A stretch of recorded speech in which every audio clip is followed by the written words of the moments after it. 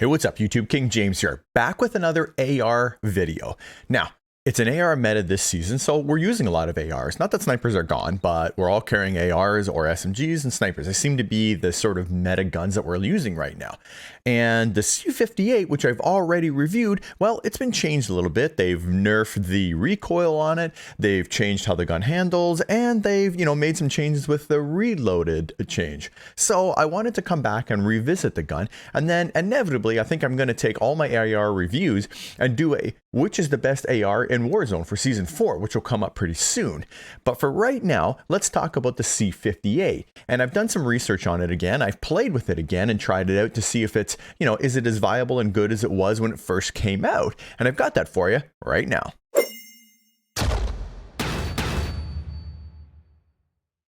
So with the recent changes with Warzone Reloaded, all of the guns are having a TTK increase, which isn't necessarily a bad thing. The TTK was really fast before. They're trying to increase it so that, you can make a play even if a guy's still shooting at you. And just like most of the other guns, the C58 saw a little bit of a nerf. Some guns were buffed, but some were really strong and were nerfed. And the C58 was one of them. Now, it saw a slight decrease in headshot multiplier, 162 to 158. I don't know what that's going to do. But the upper and lower torso went from 1.1 and 1.2 to 1. So that's a multiplier off the base damage. It actually gives you 20% more and 10% more, essentially, is what it's doing there. Now it's just whatever the base damage is.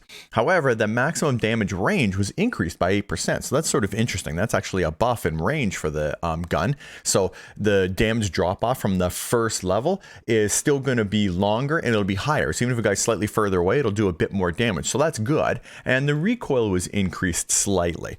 Now it's a bit more than slightly because the gun was like, it had almost no recoil. It was a laser beam before. So it's a little bit more like all of the other guns now. So let me show you what it was like before and what it's like now.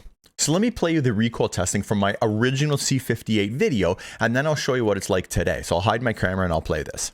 So why does it feel so good? Well, check out the recoil pattern on it. I'll just shoot straight up the wall here and have a look at it. It's just going straight up. I'm doing absolutely nothing to control this right now. And as you can see, it just puts a pretty straight line right up the wall. And that's why this thing's so easy to shoot. So when I do a controlled pattern on it from back at roughly the same distance, I pulled down a little hard there, but I mean, look at how easy it is to get a nice straight beat on the wall.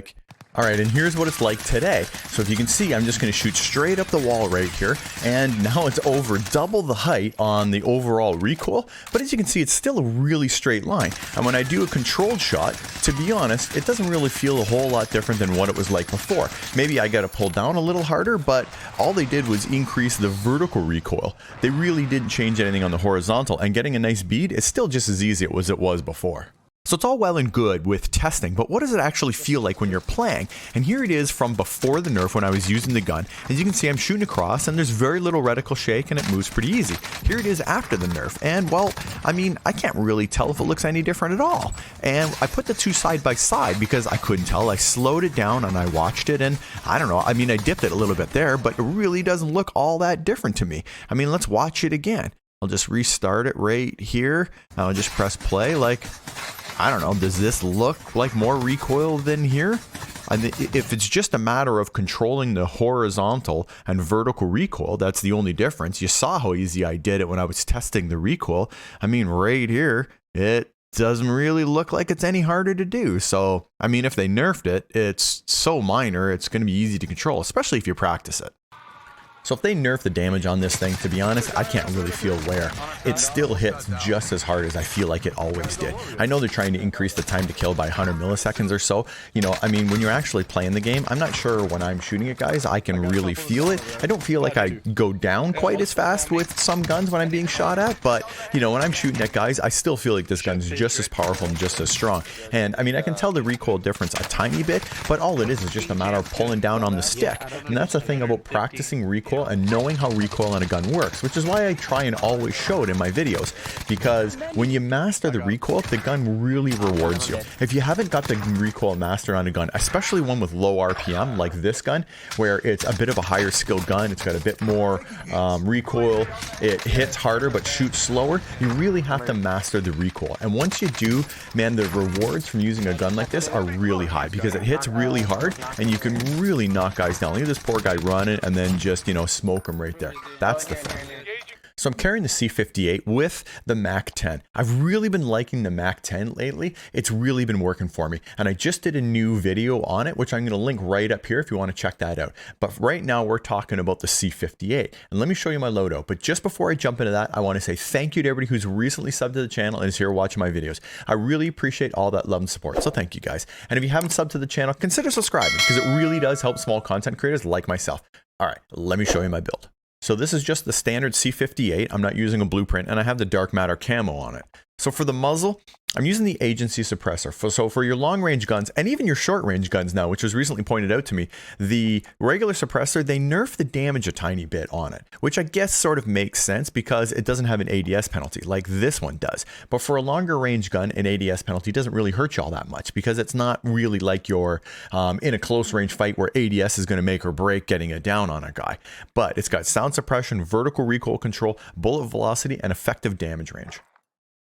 Now for a barrel, I'm using the Task Force. It's the highest bullet velocity barrel, and for an AR, you really want bullet velocity because when you're using it from a long range, you don't have to lead your shots a whole ton, right? You have to lead them a tiny bit ahead of a guy when he's moving, but not much. But when you have low bullet velocity, you have to really lead the shots, and it just makes the gun harder to use.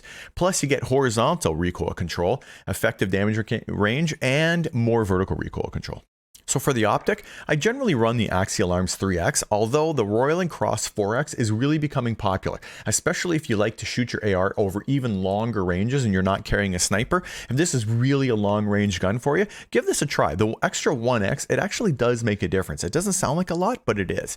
But for Rebirth, or if you're a closer range player and you're not trying to get those super long range AR shots, this is always a good one to use.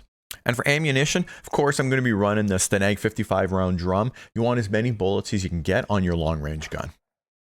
And for an underbarrel, considering the recoil on this gun now that it does have a little bit, the field agent grip actually does quite a bit to help it, and it makes it a lot straighter and easier to use, like what you saw in my recoil video. This is how I build the gun when I did that video to show you. So you want that sort of straight pattern that's easy to control. This is going to give you a nice, easy recoil pattern that's going to really reward you when you use it.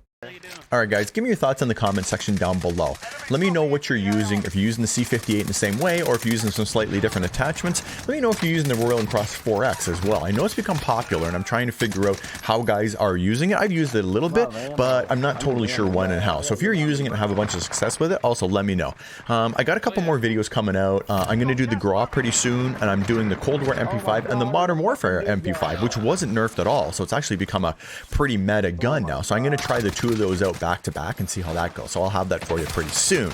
Other than that, I think that's pretty well it. So if you haven't subscribed to the channel, got a lot of stuff coming, make sure you subscribe, hit the notification bell so when I have a new video coming out, you know about it. So make sure you do that. And as always, guys, if you don't see me in Warzone, if you don't see me in multiplayer, it's only a matter of time, baby. King James out.